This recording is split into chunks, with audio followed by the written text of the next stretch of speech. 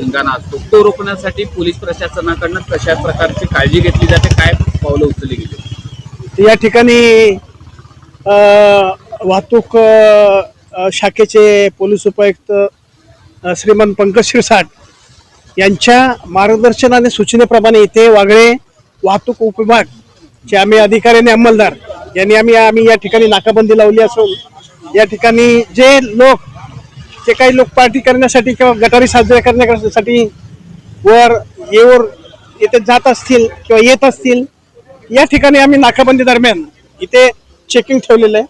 त्या ब्रीथ अॅनालायझरच्या साहाय्याने आम्ही ते ड्रिंक अँड ड्राईव्हचे केसेस करीत आहोत आणि कोणी त्यामध्ये पॉझिटिव्ह आढळून आला ब्रीथ अॅनालायझरच्या साहाय्याने जेव्हा चेक करत असताना तर आम्ही त्याच्यावर पुढील कायदेशीर कारवाई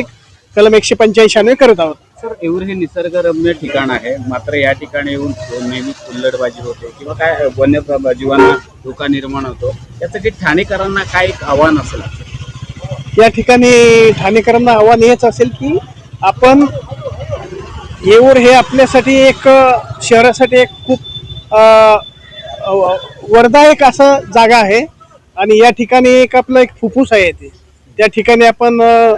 पर्यावरणाचं रक्षण करणं, त्या ठिकाणचे जे वनस्पती आहेत त्यांचं रक्षण करणं या ठिकाणी खूप महत्त्वाचं आहे आणि नागरिकांनी जे काय आहे ते पर्यावरणाच्या हिताच्या दृष्टिकोनातून जे काय योग्य प्रकारे वर्तन करावं.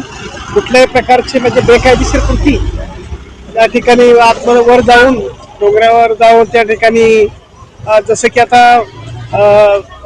दारू पिणे किंवा काही मोठमोठ्याने डीजे लावणे, त्या ठिकाणी जे काय वन्यजीव असेल त्यांना हानी पोचेल किंवा त्रास होईल अशा प्रकारचं कुठलेही